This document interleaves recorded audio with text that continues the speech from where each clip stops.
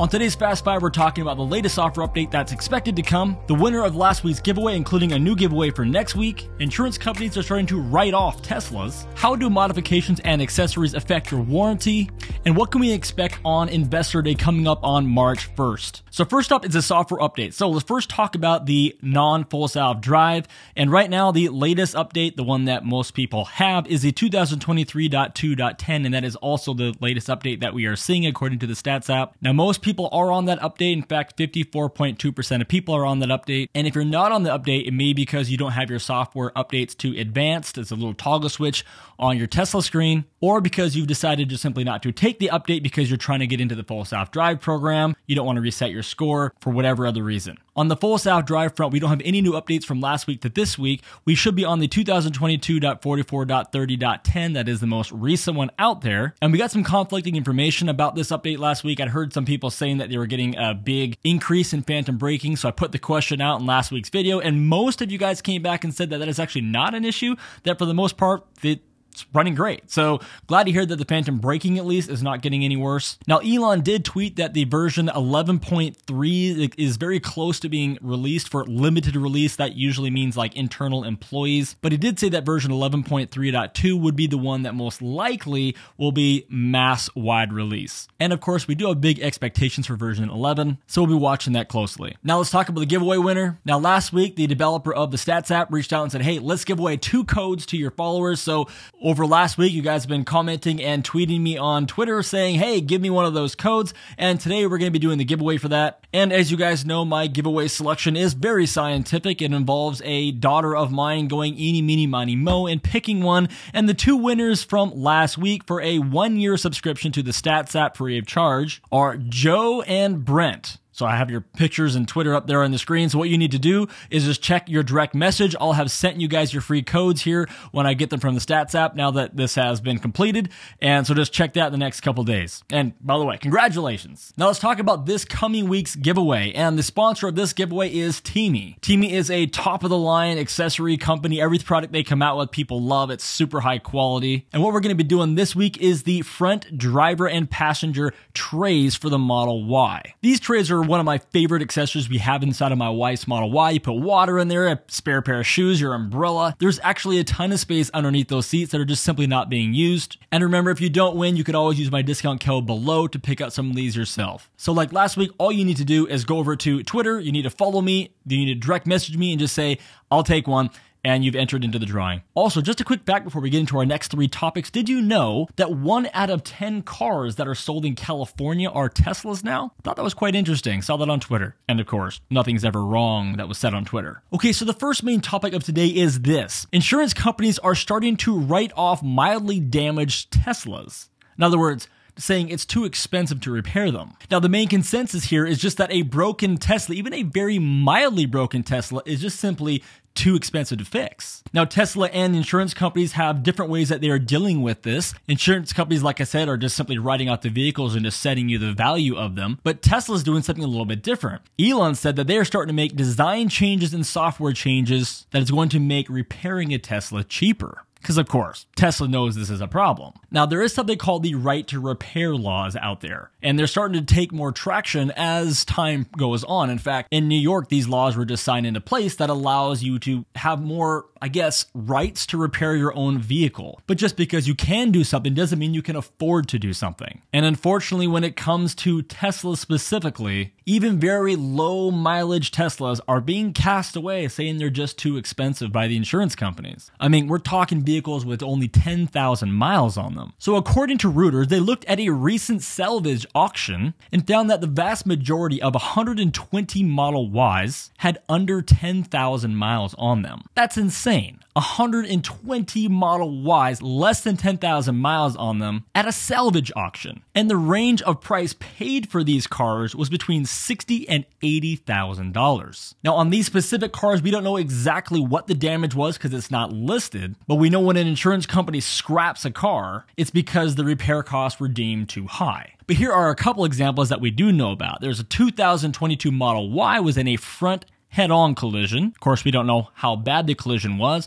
The retail price was $61,388 for this car, and the repair damage for this was $50,388. All we know is that the car was still able to drive, so the damage couldn't have been that extensive. There was another Model Y which had a side collision. The retail price was $72,667 with a repair tag of $43,814. So even if a law passed that said, hey, you can actually go and repair this car on your own, are you really going to pay that price? Because a lot of insurance companies, they're not going to anymore. As far as what Tesla and Elon are doing about this, he didn't give a ton of information, but he did say, it's remarkable how small changes in the design of the bumper and providing spare parts needed for collision repair have an enormous effect on the repair costs. Most accidents are actually quite small, a broken fender or a scratched side of the car. Now, as we've been watching Project Highland and current Tesla filings, we know that Tesla is making some changes to their manufacturing line. So hopefully that means some more progress and help in the way of repairing damaged Teslas and getting that cost back down. Next up, what to expect on March 1st. So we've all been waiting for it. We've been hearing about it. March 1st is Investors Day, where Elon reveals sometimes, other times not so exciting, but we're hoping for some excitement,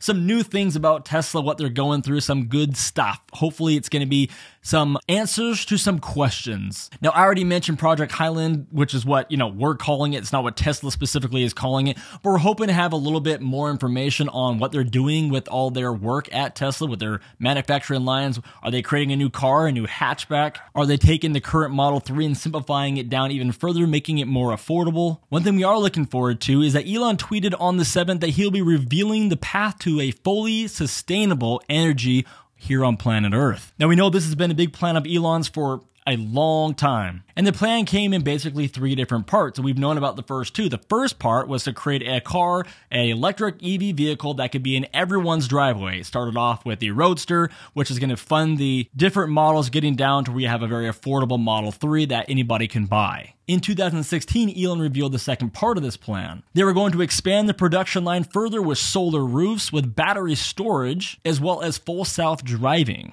And that full self-driving would be 10 times safer. Obviously, we've got a long ways to go on that, but we are seeing that progress. And now, apparently, we're going to see phase 3 starting and revealed here on March 1st. So make sure you're watching, or come back here where we'll talk over all the highlights. Now, the last section we're going to talk about today is, does accessories actually mess with your Tesla warranty? And the reason why I'm going right to this is because I get a lot of questions about this. For years, we've done modifications and upgrades and all that on the channel, step-by-step installs, all of that stuff. And one of the questions that undoubtedly always comes up is, if I do this, does it void my warranty? Well, today we're going to talk about that. Now, I actually made a full video on this, but I never actually posted it. So if you guys actually want me to make that video public, let me know down below in the description. But I'm going to try and cover it enough so you get a good sense of how this works. So over the past 2.5 months, my Model Y has been in and out of the Tesla service center getting some work done on it. So the last time I was there, I spent about an hour quizzing them on all the questions that you guys have asked me over the past couple years. Now, the first thing to remember about all the stuff that I'm going to say is I don't really know anything, and you should probably not listen to me. This is what they told me, and so this is what I'm going to tell you. Now, there is a law or an act, and I forget the name of it, but I'll put it up here on the screen, that states that a car manufacturer cannot void the warranty just because you put some other part on the car that was not from the factory themselves. The law is to make things fair and to make it so they can't monopolize on everything to do with that car. So here are some of the questions that I asked and what their answers are. So first, in general,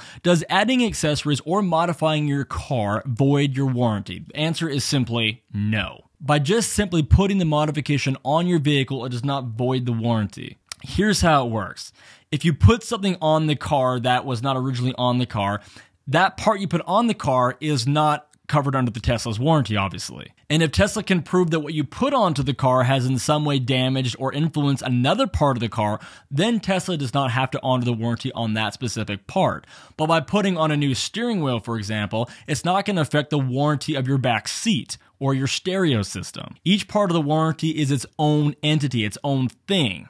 So I said, can and will Tesla ever refuse to work on your car if they see a modification on it? And the answer to this is yes and no. It depends on the technician, which is actually an answer I got a lot of times, is it depends on the technician. Sometimes technicians go in and they have no issue with it. Other times they won't even touch it. But here's what I'll tell you about my Model 3. My Model 3 has a different screen, has different screen mounts, different steering wheel, different pedals, has a second screen inside of the car, has a body kit, different brakes, and so many more things, and they've worked on it without ever having an issue. But I've never had it in for a specific issue that involved one of those accessories. I had like the steering arms that, go bad on the Model 3s or whatever those are called, go wrong. They had no issue with that. They replaced them because nothing I had done to the car affected that. Now I asked them, if Tesla won't cover it under warranty, can you pay Tesla to work on it anyway? Again, depends on the service station, depends on the technician if they want to do it, but Tesla will generally take off the old parts, do work on the car, and then put the parts back on again if you want to pay for it, but the warranty is probably not going to cover it. So then we got into more specific things. I said, okay, well, does replacing the steering wheel void the warranty? Will Tesla not work on it if you put a different steering wheel on the car? And again, this is a yes and no, but for a different reason. If you have your regular steering wheel on the car, like a circle one, like I have in mine currently, it's not a OEM steering wheel, but it is round. It's not the yoke wheel. They don't have an issue with that 90% of the time. But he told me that the biggest reason why they do send away cars and why the warranty doesn't get covered on them is because of the yoke steering wheel. That's one of the biggest things that they turn away cars for. And more specifically, they're talking about people coming in with problems with how the car is operating, how it's driving, how autopilot is handling, the sensors. If any of that is going on in your car and you go into a Tesla service station and you happen to have a yoke wheel on a car that it's not supposed to have one on, like the Model 3 and Y, chances are they will not work on your car. And the reason for that was, he said, it's a different balance. The car is not a round balance. It's not the same weighted steering wheel. But the biggest part is it's just not weighted the same. So he said, we can't test it. We can't do anything to it because it's not our parts. We don't know what if it has to do with it or if it doesn't have anything to do with it. So the recommendation would be there that if you're going in for something to do with how the car is driving or anything like that, swap it back to the regular steering wheel and then take it in, then you're fine. And if you go there and it has the wrong one in, they say this isn't covered under warranty, you can go back and swap it back out again to the OEM one and then make a new service stop and take it back in there. But if you took it in there with the yoke steering wheel, some of you may say, oh, they worked on mine. That's true. They still might. It does depend on the technician and if they want to work on it. I was actually standing there one of the times when they walked out to the technician and said, hey, what would you do in this situation? And for someone else that was beside me, and they took the car back. So it does really depend.